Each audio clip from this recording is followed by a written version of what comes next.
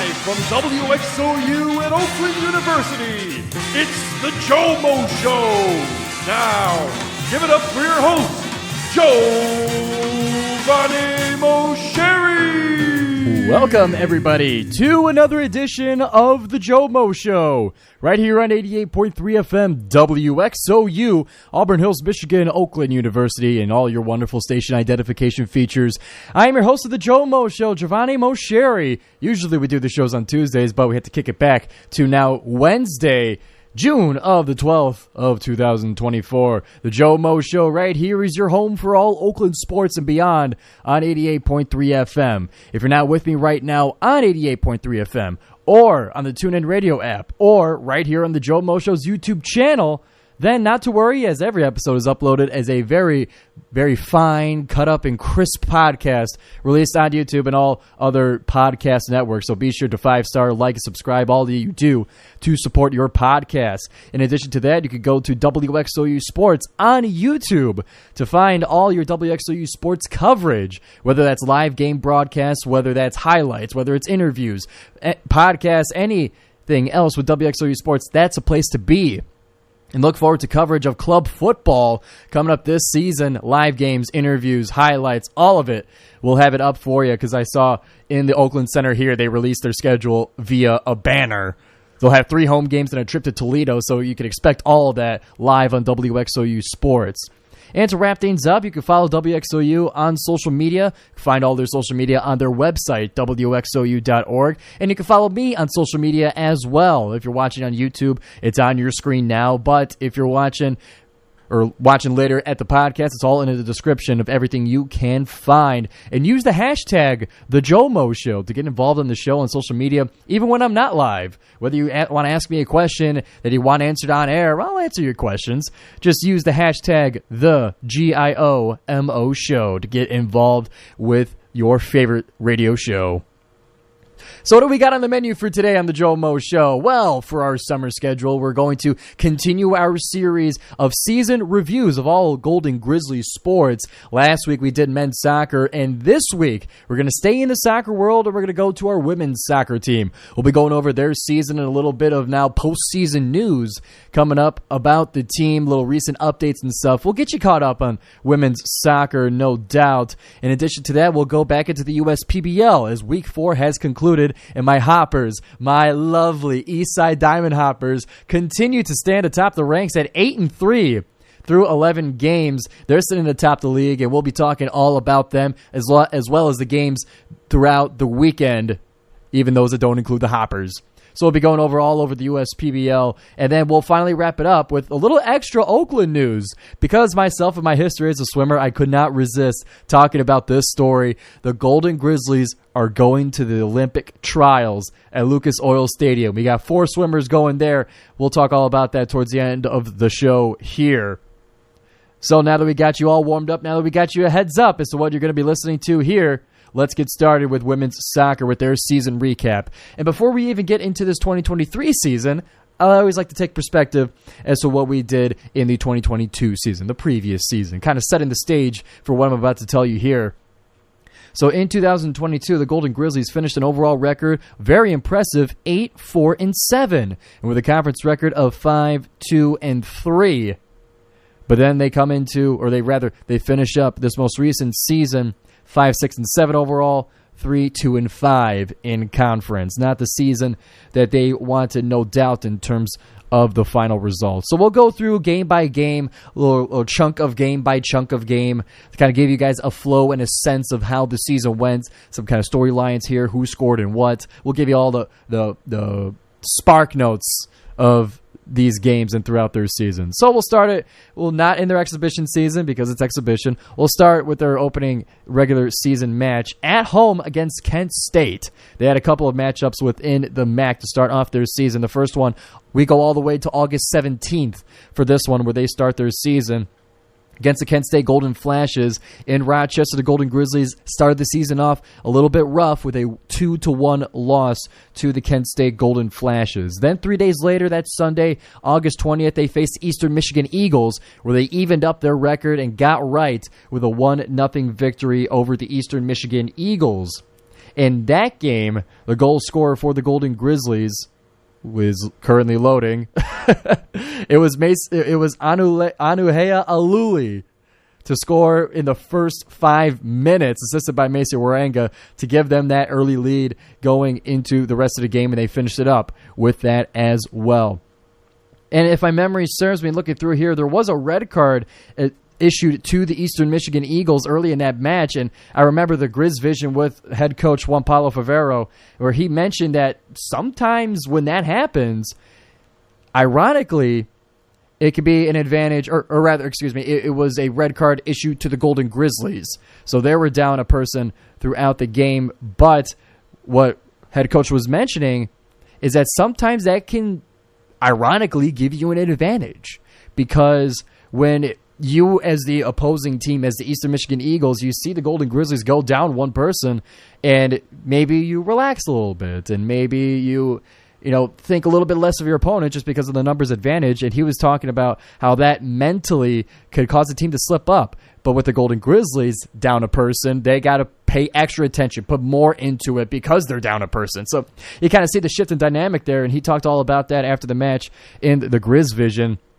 in that win for the Golden Grizzlies, 1-0 over Eastern Michigan. And I'm not going to go into this far in detail of every game here. It's just that's one that I remember covering late in that August.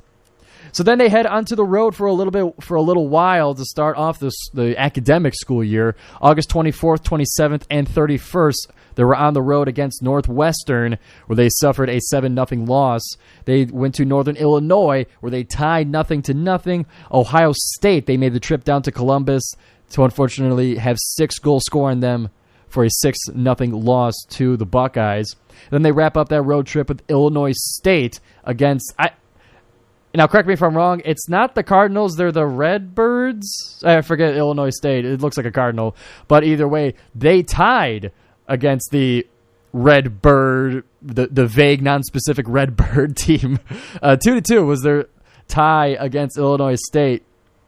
So they come out with 2 losses and 2 ties in that road trip to start the season. And then they have one final out-of-conference game, or excuse me, they wrap up their out-of-conference in September 7th, hosting Western Michigan, where they unfortunately suffered a 3-0 loss against the Broncos. All 3 of those goals by the Broncos scored in the second half as well, so they had it tied at halftime, but couldn't hold on. But then they get back on track. September 10th, on a Sunday, they went over to Toledo, just crossing the border down south, to come away with a 2-1 victory over the Toledo Rockets. We'll give you more of the details of this game here, as it was tied 0-0 in the first half, and then all the scoring occurred in that second half. In the 52nd minute, it was Macy Waranga scoring on a penalty kick to give the Golden Grizzlies their early 1-0 lead. But then it would quickly go back to a tie game, as Grace Tursky of the Toledo Rockets was able to tie it up. And then we go all the way into the 86th minute. Time is winding down. Teams want the win, and especially Oakland on the road. They want to come back with some good news. And that good news would be found in the 86th minute, assisted by Olivia Darnell. Jana Frazier would send the ball to the back of the net to give the Golden Grizzlies the 1-goal lead and the 1-goal victory over the Toledo Rockets. As the headline for this match was Jana Frazier's game winner leads Golden Grizzlies past Toledo in non-conference finale. So Golden Grizzlies, they got right to finish out their out-of-conference play. And then we head now into the Horizon League, where we start off against the Purdue-Fort Wayne Mastodons, a tie 1-1 in a match where it was Macy Waranga getting another goal, stacking on to her stats early in the season. Julia Zangirl in the keeper's spot with 2 saves in that match as well, as they start off their Horizon League season with a draw against the Mastodons. That game was on September 17th. Now we're getting into the school year a little bit. Everyone's trying to get their footing into their semester. Then we go now to September 21st. Thursday night, they host Northern Kentucky in a game where it was a exact match of the previous match. It was a 1-1 tie hosting Northern Kentucky. It was Frankie Mudd that was able to get the goal against the Northern Kentucky Norse. The headline for this one, Frankie Mudd's late heroics guide the Golden Grizzlies to a 1-1 draw against NKU. Let's go a little bit into more of the recap here of that match, all of which was happening late into the second half. The 71st minute is when Northern Kentucky was able to get their first goal to get their early lead. But then it was Frankie Mudd in the 88th minute that was able to get a goal assisted by Julia Zangirl. That was all she wrote for that match there. If I'm not mistaken, this was the match. I remember being on the sideline for that one where it was late in the game, and Oakland is just trying to get these shots up and trying to, or get, what do you say, up or forward. But yes, this was the match. I was in attendance there, and I even did the Grizz Vision for that one, which was a lot of fun too. But late in the match, it was Julia Zangirl from the keeper spot assisting all the way past past midfield, and we'll call it, just to kind of draw the map for you guys, it was about like middle of the attacking half for the Oakland, and Frankie Mudd sees the keeper too far forward and just launches one right over the head of the keeper to get the equalizing goal. You guys, if you go on goldengrizzlies.com, you'll be able to see the tweet that included the video of it. It was sweet. I asked head coach Favero on whether, was that part of the plan? Like, was the plan to have Frankie shoot it from that far? Is that something you guys know that she could do, essentially? And he told me that, yeah, it's something they like to keep a little bit of a secret if they could, but he trusts Frankie to be able to take the shot when she sees it, and it was well timed and well placed, and that saved Oakland from giving Northern Kentucky 3 points and ending it in a draw, 1-1. Frankie Mudd, two shots on goal, one of them going through to total that one. Yeah, you don't see assists from a keeper all that often, but that one was pretty sweet. So we'll continue through the Horizon League season here. They are on the road in Ohio just on September 24th and the 30th. Cleveland State was their first of the road trip. They would come away victorious against the Vikings 1-0, as it was Ali Tefen to get the goal and Julia Zangirl with 4 saves. We'll go a little bit into detail of this one as well. Ali Tefen, listen, you're starting to see a trend here. 89th minute, Ali Tefen was able to get to end what was a scoreless tie, giving Oakland the 1-goal lead with only a couple minutes left for the Cleveland State Vikings to respond. As it was detailed, shot to top left corner from the top of the box off of a failed corner kick. So Oakland able to almost steal one away to give themselves 3 points to start to climb in the ranks of the Horizon League a little bit. We're seeing that Oakland is never out of any of these matches here, no matter how it looks. As long as they keep it close, then Oakland, at least in Horizon League play, is able to get it done, is able to close it out. So then we go to Wright State. Unfortunately, the reverse happened for Oakland in terms of the score. They suffered a 1-0 loss to the Wright State Raiders. That last goal coming in the 41st minute is when Wright State was able to break the scoreless tie and hold on to that lead for the rest of the match. Oakland, now into the month of October 5th, returns home to face Robert Morris, where they would end this one in a 1-1 tie. Going into the details of this one here, it was a 52nd minute where Robert Morris was able to get the early lead. But then later off, this one wasn't all the way in like the 89th minute or anything, but in the 74th minute, Frankie Mudd gets her third goal of the season to bring it to a tie. Unfortunately, Oakland unable to bring it back to the victorious side of things, and it looks like they played this one in the Dome via the picture on goldengrizzlies.com. But either way, Oakland able to stay afloat here, getting 1 point against Robert Morris at home in the Dome. They then traveled on the road October 8th and the 12th against Youngstown State, where Oakland got a 2-1 victory over the Penguins. This one, Mesa Waranga, another penalty kick goal, this time in the 6th minute, very early on, to give Oakland the early 1-0 lead, and they would continue to add on top of it. And who else scored that second goal? It was Mesa Waranga again. This one assisted by Olivia Darnell to give them a 2-0 victory in the 29th minute.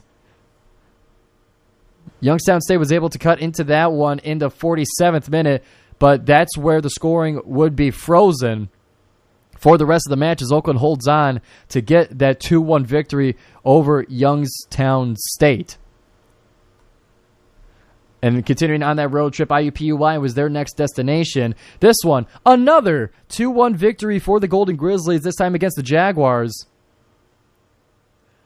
Where in this match here, not the box score, give me the recap. Looking at the recap here, it was a 28th minute where IUPUI was the one to get the early lead. But then later in the second half, just a couple minutes out of the second half, Oakland was able to not only equalize the game, but to gain the 1-goal lead. Anuhea Aluli would get a goal in the 50th minute, assisted by Brooklyn Foster. And then Frankie Mudd would get another goal, this one being the one to give them a lead, assisted by Aluli as well. Her 4th goal of the season at the time, that second one coming in just the 55th minute. So within 5 minutes, Oakland went from being down 1-0 to being up 2-1, which is where they would hold the score all the way until the end, as Oakland will win back-to-back road games in Horizon League play, both of which 2-1 final scores. We get later now into October. The Horizon League season is starting to wrap up here, and the teams from Wisconsin come to make their visit to the Oakland soccer field. Green Bay was the first one up on October 15th. This one was the homecoming game. I remember being on the call there for WXOU, and unfortunately, for the sake of me being on the radio call, it was a 0-0 tie against the Green Bay Phoenix. They then, after that, will welcome in on October 21st, the Milwaukee Panthers. Now, I want to pause here for a little bit because the Milwaukee Panthers have been a dominant force in Horizon League play for some years now.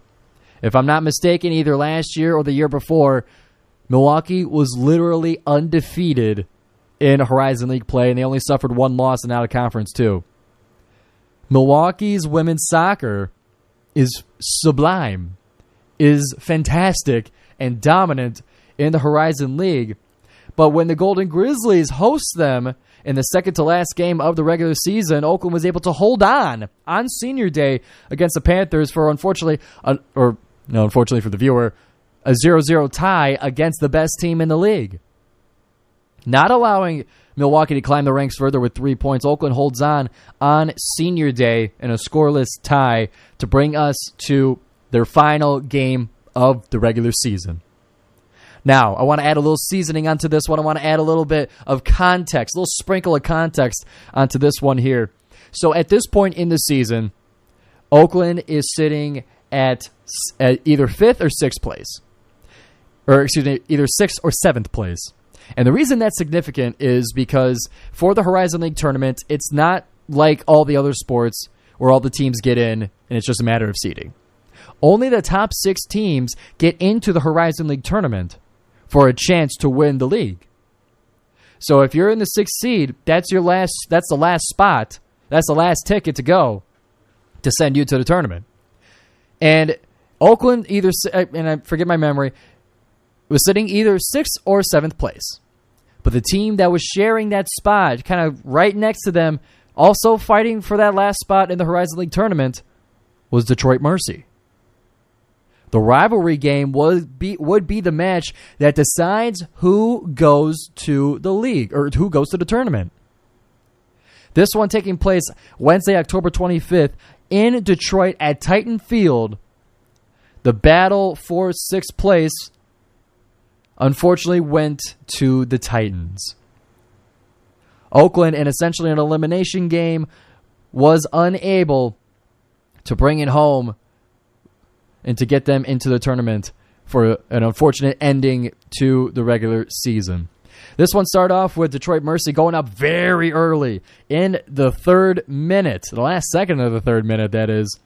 It was the Titans that would get the first goal and start the match off right away with Oakland chasing, trying to equalize, trying to get that win to leap them into 6th place and into the tournament. Putri Sazali in the 40th minute would be the one to give that equalizer, as she was assisted by Jules Karkaba on that goal to bring it to 1-1 in the 40th minute. It would remain tied all the way until the 67th minute, where the final goal was scored by the Titans to give them that 2-1 lead. And unfortunately, Oakland was unable to get another one to equalize it, sending them home early and without a chance in the Horizon League tournament. An unfortunate ending to what was a great regular season. Oakland showing nonstop fight throughout the season, late second heroics in multiple games in Horizon League play, also to keep them afloat, to keep them with a chance to get into the tournament. But unfortunately, it was our nearby rivals that took it away from us. So that brings us to that final record, 5, 6, and 7 overall, 3, 2, and 5 in conference, ending in 7th place in the Horizon League.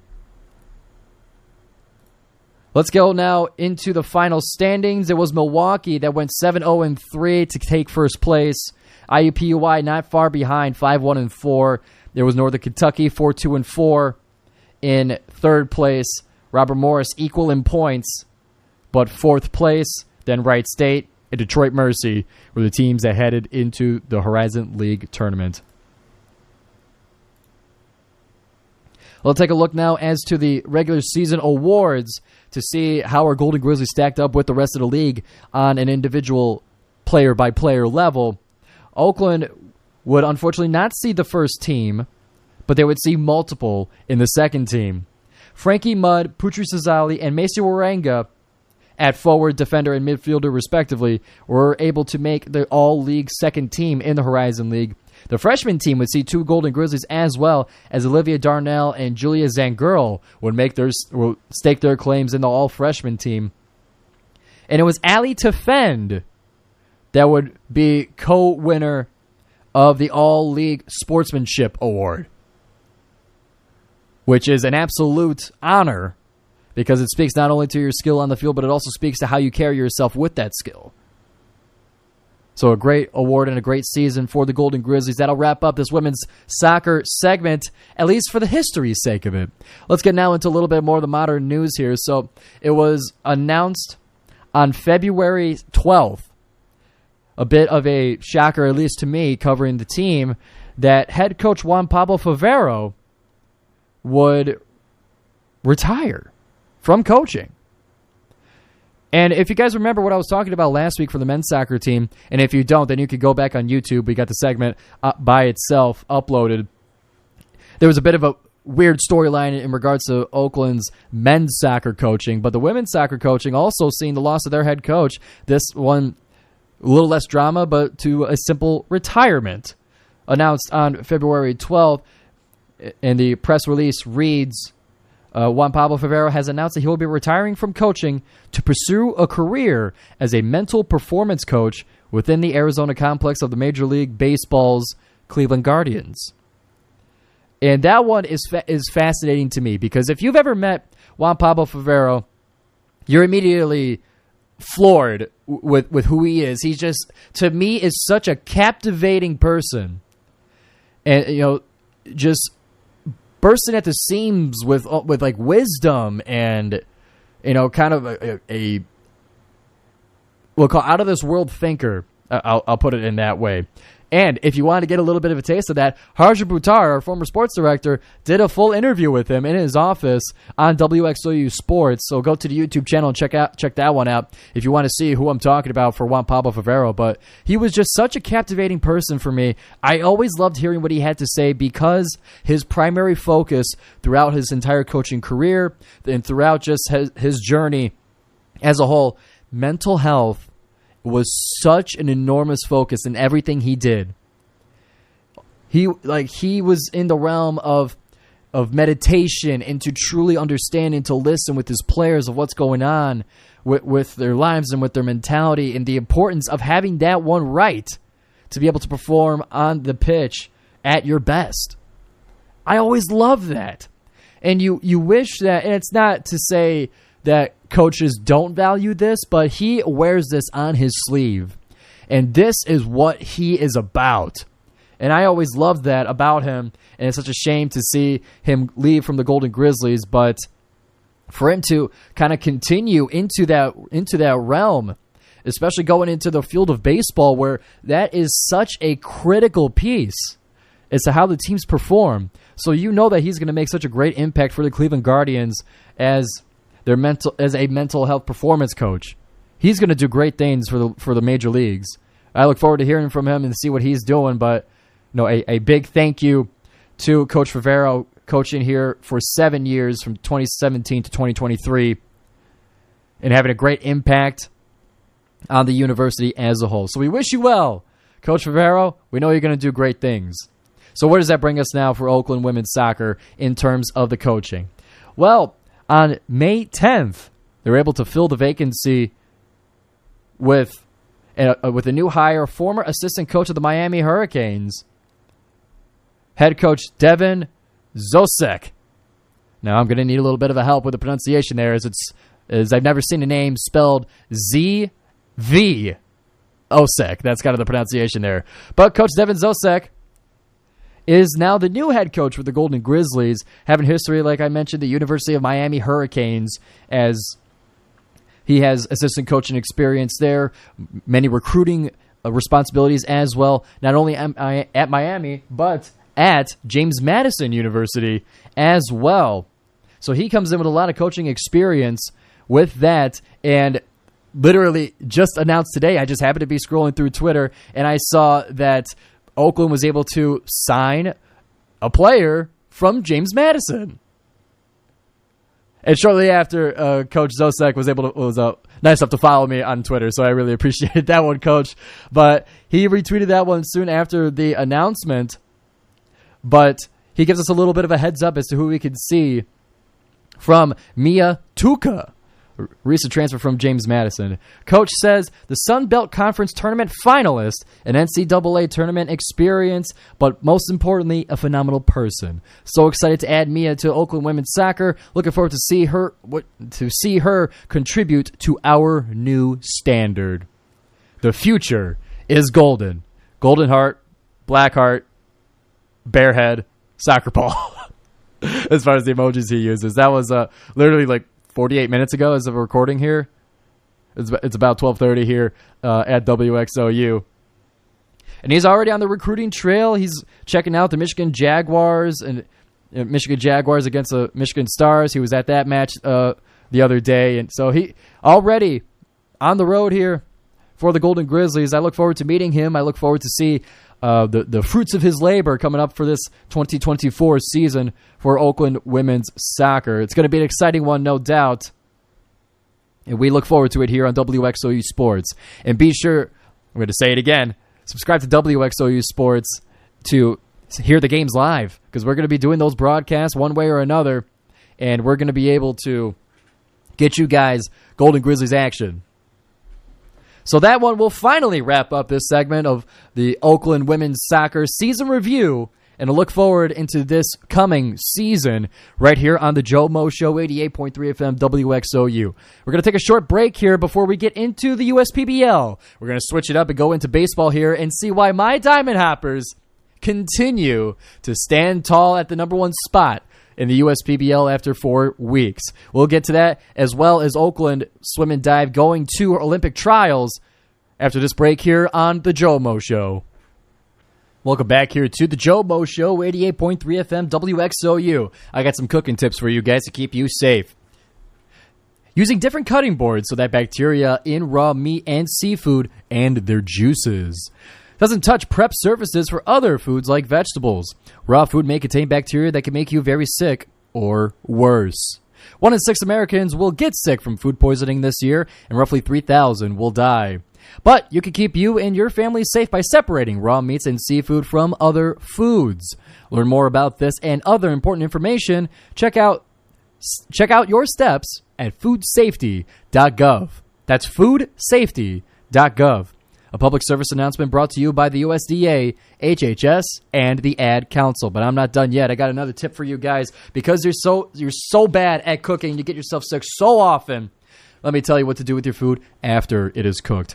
Make sure your leftovers are safe as well as delicious. Put them in shallow containers and get them into the refrigerator as soon as possible. Spoiled leftovers can make you very sick or worse. Once again, 1 in 6 Americans will get sick from food poisoning this year, and roughly 3,000 will die. But you can keep you and your family safe by chilling your food promptly and properly. Learn more about this and other information. Check out your steps at foodsafety.gov. That's foodsafety.gov. A public service announcement brought to you by the USDA, the HHS, and the Ad Council. Now that I made my bosses happy, let's get back into the GioMoShow, 88.3 FM, WXOU. We just got done talking about women's soccer, the past season for the Golden Grizzlies in 2023.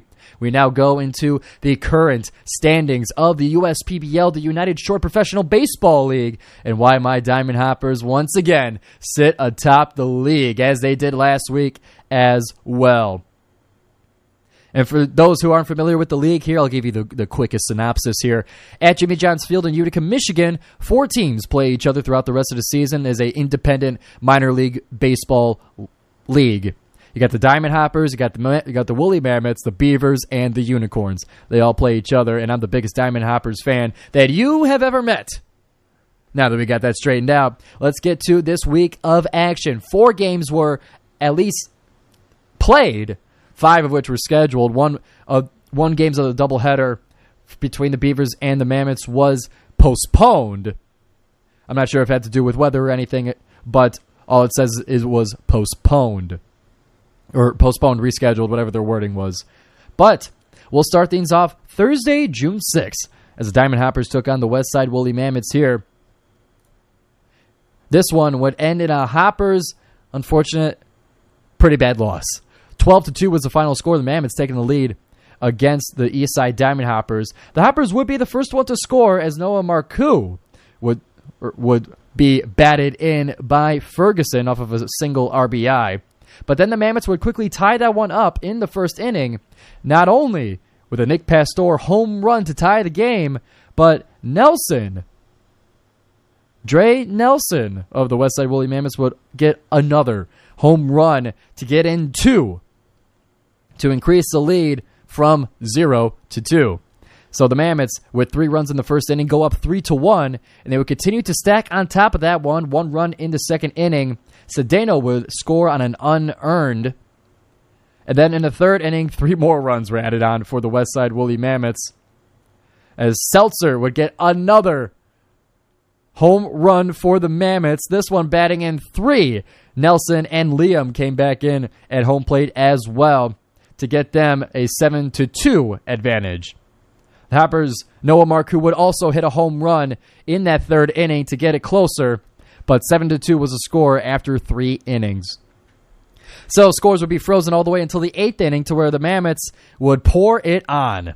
5 runs scored in that 8th inning to give the Mammoths a 12-2 score, final score, to beat my Diamond Hoppers. That 5-run inning started with a Nick Pastor hit by a pitch for an RBI as bases were loaded. Seltzer would score. A double by Florentino would bat in 3 as Pastor, Beadle, and Weber would come in to home plate. And then Fleming would get a single RBI to bring back Florentino for his hard work on the double.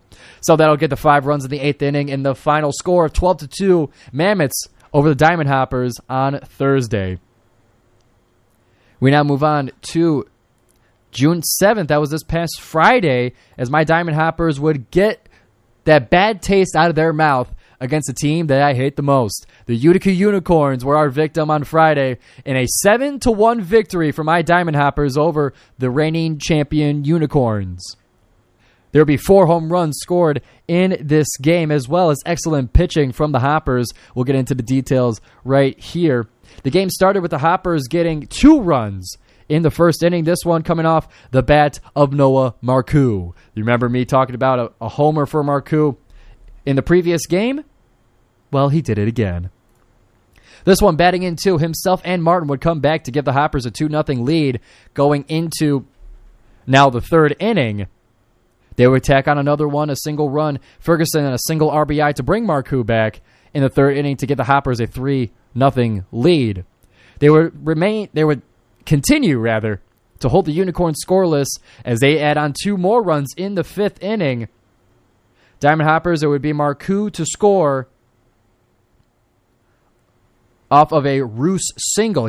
Roos would get an RBI to bring Marcoux home. Schellenbarger would ground out to bring back Gehrig for those 2 runs in the fifth inning for my Diamond Hoppers, and they would add on another 2 runs, still holding the Unicorns scoreless in the seventh inning. That would be 2 runs as Zeb Roos would hit a home run himself. 4-2 to bring himself and Ferguson home. The Unicorns would finally get on the board as Triplett was walked with bases loaded to bring back Baggett, as that would get them their single run of the game. But the Hoppers would come away victorious after the game was done, a 7-1 victory over the Utica Unicorns. So let's now get into the doubleheader that occurred on Saturday, or at least the intended doubleheader between the Beavers and the Mammoths. Beavers having a tough time so far this season, but they start to get right against the Mammoths in the first game of the doubleheader. They would win this one 5-1. And that would start off with the Mammoths, getting the lead in the first inning. A Florentino double would bring in Pastor, but the Beavers would tie that game in the third inning as Burgos would bat in Wilcoxon. And then we get farther into now the sixth inning where scores were frozen and tied, where the Beavers would gain the lead and then some. The Beavers in the sixth inning would tack on 4 runs. First one as Piotrowski would single for an RBI to bring back Stefanovic. Hilbright would reach on an error to score 2 RBIs. Wilcoxon will score unearned, and Schubert would score unearned as well. And then Ortega would get a single RBI to bring back Piotrowski. So that would be their 4 runs in the sixth inning to give them that 5-1 victory over the Mammoths in the doubleheader's 6 innings. Unfortunately, that second game was postponed. So that would leave that doubleheader a single header. We now move on to June 9th. That one was this past Sunday as the Hoppers faced the Unicorns once again, and once again come away victorious and holding the Unicorns to only 1 run. All the runs would be scored in the first 2 innings, as it would be a defensive battle for the rest of the way. The Hoppers would start off at the top of the first. 2 runs scored as Martin would double for an RBI to bring back Valdiver, and then Schellenbarger would double to bring back Martin to get them the 2 runs in the first inning. Unicorns would respond with a Weber double to bring back Ochoa. To make it now a 2-1 game, the Hoppers would get their 3rd run in the second inning as Whit Hughes, and I'm talking about home runs here for the Hoppers, man, all weekend long. Whit Hughes would hit a home run to bring back Valdiver and to get the Hoppers that 3-1 score that would stay for the rest of the game as the Hoppers come away 3-1 victorious over the Unicorns for the weekend sweep, holding them to just 1 run in each game. I love it. So looking at now the current standings in the USPBL, things stand at Eastside with, through 11 games, 8-3. The Unicorns 6-5. The Westside Woolly Mammoths 4-5. And the Beavers 2-7. So it looks like the Diamond Hoppers are increasing their lead. They're now up 2 games over the Unicorns in the East standings as the 4 teams are divided into East and West.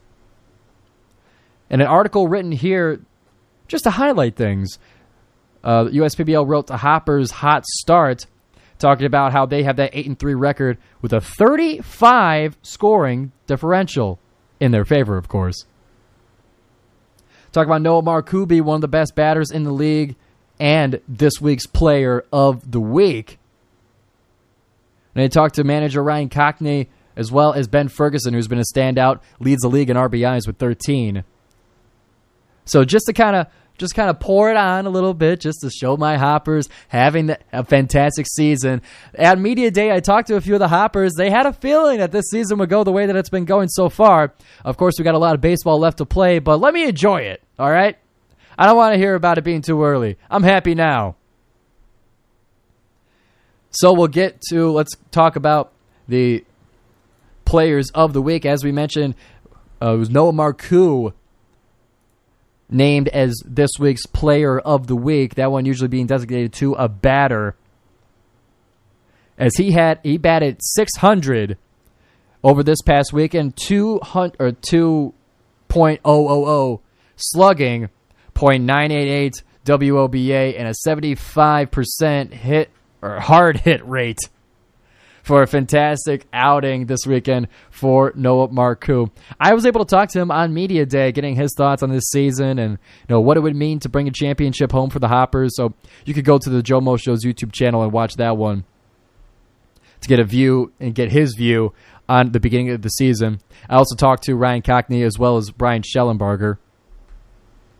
Pitcher of the week went to Daniel Denz for the Utica Unicorns. He pitched 4 innings, a 51.9 whiff rate with 8 strikeouts and a .5 whip to give our players and players and pitchers of the week, as my Diamond Hoppers continue to stand alone at the top. So what will be coming up next for this schedule in the USPBL? Well, this weekend, or actually starting tomorrow, Thursday, it'll be the Mammoths and the Beavers. Friday will be the Mammoths and the Hoppers, and then the doubleheader will be the Unicorns and the Beavers. Sunday's game will be a rematch of Friday's. It'll be the Hoppers and Mammoths again at Jimmy John's Field. So we'll see if the Hoppers can keep this pace up. Will the Unicorns start to come back and wake up and get into the East standings, or will the Beavers start to turn around their season, sitting at 2-7? Only one way to find out is to tune into the GioMoShow next week, as your home for the USPBL is right here on WXOU. So that'll wrap it up for the USPBL update. Coming up next, after this break here on the GioMoShow, we'll be talking all about the Golden Grizzly Swim and Dive team representing at the Olympic trials with not 1, not 2, not 3, but 4 Golden Grizzlies caps will be in the pool in the inaugural meet at Lucas Oil Stadium. We'll talk all about that next here on the GioMoShow. We'll be right back on WXOU. Welcome back here to the GioMoShow final segment. We'll kind of go around Oakland University, see what's going on in terms of updates here. We'll talk, of course, in focus about Oakland University going to the Olympic trials this coming weekend at Lucas Oil Stadium to see if the Golden Grizzlies could be one of the 52 to represent the United States in this coming Olympics. And what an absolute honor that is to be. But just scrolling through Twitter here, it looks like not only the Memphis Grizzlies, but the Indiana Pacers are hosting for workouts our very own Jack Gohlke. His tournament performance was just so captivating that we're seeing him getting workouts throughout the NBA. He talked about that. That's what he was going to start pursuing after that season, play as long as he can, whether it is the NBA, whether it's overseas. He going to keep balling as long as he can, and it looks like the NBA is taking a little bit of interest in him as well. And I'm just looking at the post here from the Indiana Pacers. They list, it's not just Jack Gohlke that they had work out, but they had a bunch of players come, some from China, Belgium, and then others from universities. But somebody pointed this out on Twitter, where not only is Jack Gohlke, one of the players listed, he is the one that is pictured, and who else is pictured is Michigan State's Tyson Walker, or excuse me, not pictured, is Michigan State's Tyson Walker. Jack Gohlke gets the picture, gets the graphic over Tyson Walker from Michigan State. I love that. And I couldn't see who was the one that pointed that out. I just happened to be scrolling by and see it, but that feels pretty good, honestly. just because, I mean, not only do we always play Michigan State for basketball, but just to see Oakland like on an NBA's social media account, that's pretty darn sweet. I love that. So good for Mr. Jack Gohlke. He previously worked out with the Memphis Grizzlies, now also with the Indiana Pacers. So in addition to that, we'll focus an episode about kind of the off-season moves that all Oakland teams have made. We'll kind of go over some of the highlights and stuff, but some like major transfers. Men's basketball is going to get a little bit of coverage in that one. Women's basketball has a couple of big transfers, unfortunately leaving or some of those transfers as well, but we'll get kind of an update throughout the summer as to kind of what's going on here. But I want to save that for like its own segment, not quite as to sprinkle it throughout each segment. But so you could go and expect that future JoMo shows. But the one I want to focus on for today is it's happening this weekend. It's this weekend. I think I misspoke. It's the next weekend, but this weekend in Indianapolis at Lucas Oil Stadium, the 2024 Olympic trial meet will be had in Indianapolis at Lucas Oil Stadium. And what's so cool, and I keep pointing out that it's Lucas Oil Stadium because for those who aren't familiar with the stadium names, okay, that's fine. It's a bit of a niche thing to know off the top of your head. That's where the Indianapolis Colts play. It's a football stadium. They were able to convert a football stadium into an Olympic-sized pool. Not only the racing pool, but if you know about swimming, it's not the biggest spectacle, but not only do they got to do, the Olympic lanes for racing, they got to do the warm-up ones too. So they were able to build like on top of the surface. They basically like built up the pool deck and filled it all with millions of gallons of water. But they did it twice, essentially, for that warm-up pool, too. Go look at pictures of it. It is beautiful to see what they've done with it to host the Olympic trials and one of the fastest, straight up, one of the fastest meets in the United States. And I want to, before we go more into the Golden Grizzlies part of it, I want to kind of give you guys warmed up as to how this fits into the swimming world. This is I'm kind of speaking obvious here, but I want you guys to feel the gravity of this. At this meet, you are one step away from an Olympian. You are competing with those that are the fastest in the world. All these swimmers have been in fast meets before. But this is like when you grow up swimming, and the swimmers have talked about this, but like when you grow up, the Olympic trials is like the highest, absolute highest peak that you can reach. It is the stratosphere. It is the moon. It is the stars that you shoot for when you're a little kid, is to get to the Olympic trials. To see if you can be one of the 52 to be on Team USA. It's not Team USA like juniors. It's not, any other lower denomination of it. You are straight up swimming for gold when you make the USA team. In every event. That's where United States swimming is. You are competing for every single gold medal. And to be part of that, to even compete and to be in the conversation as to being part of that is such an immense honor, accomplishment that you can have as a swimmer. It's out of this world to compete with the best in the world. So I wanted to lay that foundation. I want to tell you guys and make sure that you understand the significance of this before I start giving you some of the details.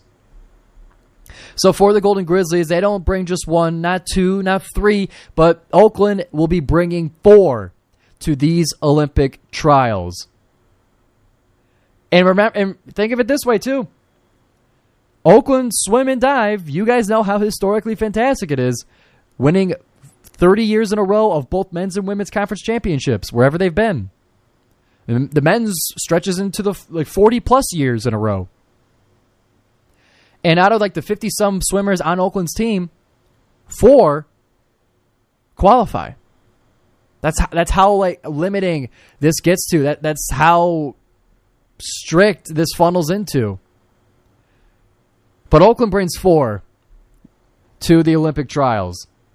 Jordan Ships, Christian Bart, Ian Allen, and Alex Lankin. And what I loved most about hearing the story, and it's what inspired me to do this segment, was Channel 7's Gianna Trotman did a story specifically on this. So you could go to WXYZ Channel 7, find that story, find it on Gianna's Twitter. She did a fantastic story talking to everyone but Alex. I don't know why he wasn't included, but whatever. But talk to Jordan, talk to Christian, talk to Ian about what it means to go to the Olympic trials. They echoed the same sentiment as to the magnitude of what they're doing. It's what you dream of as a kid. They're showing little pictures of them 5 years old, 12 years old, like on the pool deck, skin and bones, big goggles. It was so cute to see kind of like where they've come from to get to this point.